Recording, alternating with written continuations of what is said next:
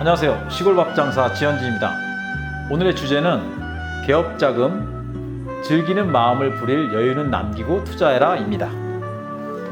난 말이야 독립을 생각하고 있는 젊은 애들한테 항상 이야기하곤 해. 개업자금을 목표로 5에서 600만엔, 하나로 약 7천에서 8천만 원입니다. 5에서 600만엔을 저축하라고 말이야. 우리 가게는 푸짐한 식사가 2번 제공되니까 따로 식비가 들지 않아. 그러니 한 달에 10만엔씩 저축하면 5년이면 600만엔을 모을 수 있어. 그러면 금융기관의 도움을 조금 받아서 약간의 여유를 갖고 개업을 할 수 있지.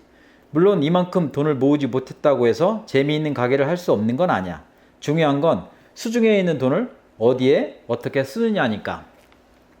개중에는 가게를 낼 자금을 모으기 위해 시급이 좋은 다른 아르바이트를 하는 사람도 있더라고.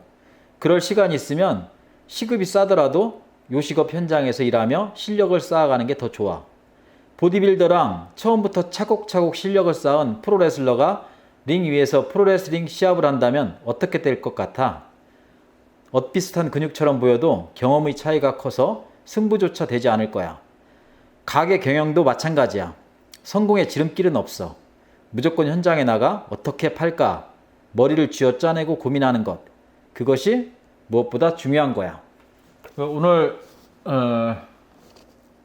우노 다카시가 개업 자금에 대한 얘기가 나와서 오늘 시골밥 장사는 한 2가지 정도를 얘기하려고 합니다. 첫째는 우리가 이렇게 식당을 시작하기 어려운 이유, 이제 개업 자금 이제 가장 큰 문제겠죠. 식당을 시작하기 어려운 이유와 또 한 가지는 그래도 식당이 할 만한 이유, 그래도 할 만한 사업이다 하는 이유, 이렇게 2가지를 말씀드리려고 합니다. 첫 번째로 식당을 시작하기 어려운 이유 한 3가지 정도 한번 생각해 봤어요. 첫 번째는 어떻게 준비를 해야 되는가 하는 막막함이죠. 2번째는 실패에 대한 두려움. 3번째는 개업 자금. 뭐 인생 전반에 걸친 어려움이지만 늘 돈이 문제지만 개업 자금. 근데 이 3가지를 이렇게 한 번에 해결해 주는 방안을 오늘 우노 다카시 멘토께서 얘기를 해주고 있는 것 같습니다. 그 방안이 뭐냐? 잘 되는 가게에 가서 직원으로 일을 하라는 거죠.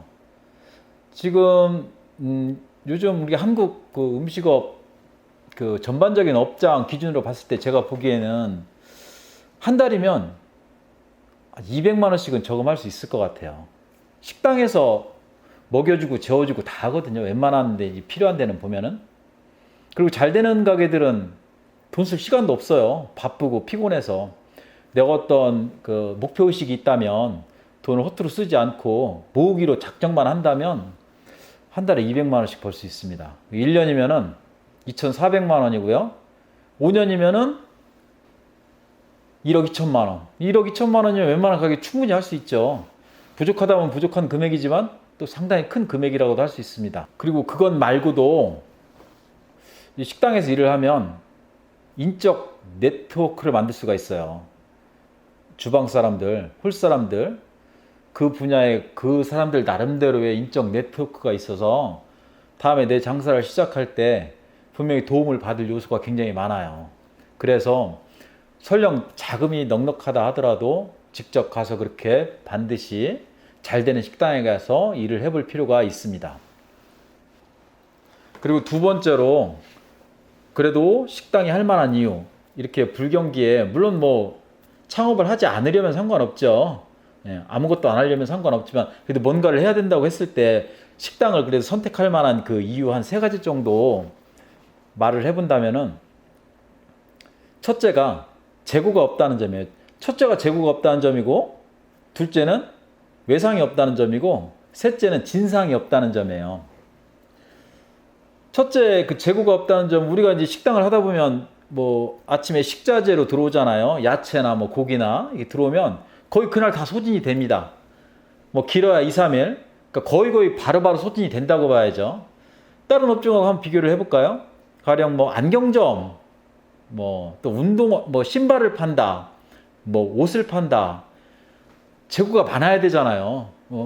제가 팔을 물량보다 훨씬 많은 그 물량을 비축해 놔야만 사람들이 비교를 하면서 거기서 고를 거 아니에요? 그거는 금전적으로 상당한 그 부담을 안게 만들어줍니다. 그렇다고 해서 그것이 다 나가는 것도 아니고 계속 그만한 그 매장에 재고를 갖춰놔야만이 되기 때문에 그런 업종에 비한다면 식당은 나름대로 재고가 필요 없다는 점에서 상당히 유리한 업종이라고 생각을 합니다. 두 번째는 외상이 없다인데요. 예전엔 참 그 사회가 전반적으로 외상 거래를 많이 했었어요. 지금은 그게 많이 개선이 되기는 했는데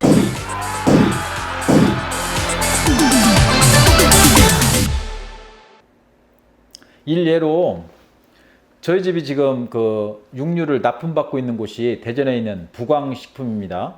거기 사장님이 굉장히 좋으세요. 한번 그 외상에 대해서 얘기해 본 적이 있는데 새로 개업하는 식당들 있지 않습니까?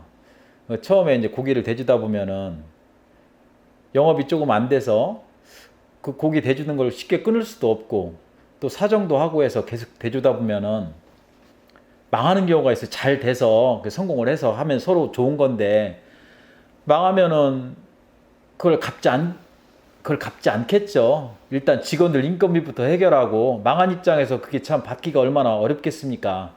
그럼 이제 본인 사업에도 상당한 피해를 입게 되는 거예요. 그게 이제 외상의 폐해거든요.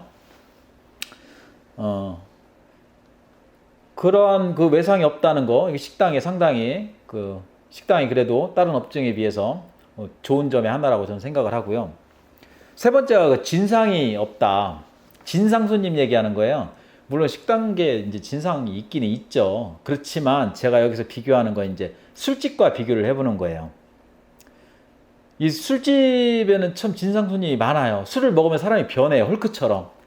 오죽하면 그 백종원 대표도 예전에 그 한신포차 개업해가지고 그 술 먹고 진상을 떠는 손님들 때문에 얼마나 피곤했으면 일어나서 그 출근하기가 싫더라 그런 말까지 했었거든요. 그런 만큼 베테랑한테도 참 상대하기 난해하고 힘든 게 술 먹고 진상을 피는 손님들이에요. 그런 거에 비하면 식당은 상당히 양반이죠. 그래서 그나마 다른 업종에 비해서 우리 식당이 재고가 없고 또 외상이 없고 진상이 없기 때문에 저는 그래도 그게 상당히 유리하다 이렇게 생각을 합니다. 우리 처럼 많이 배우지 못했고요. 또 많이 가진 거 없는 서민들이 그나마 바닥에서 일어설 수 있는 길은 그래도 이 식당에 있지 않나 저는 그렇게 생각을 합니다. 정리해 볼까요? 식당을 시작하기 전에 우리는 어떻게 준비해야 될까 하는 막막함과 실패에 대한 두려움과 개업 자금 이 세 가지 문제에 이제 봉착하게 되는데요. 거기에 대해서 오노다카 씨는 잘 되는 가게에 가서 실무를 익히고 돈을 모으고 장사력을 키워라 이렇게 얘기하고 있습니다. 아울러 시골 밥장사는 그래도 밥장사가 재고가 없고 외상이 없고 진상이 없어서 할 만한 장사다라는 긍정의 메시지를 전하며 여기까지 하겠습니다. 고맙습니다.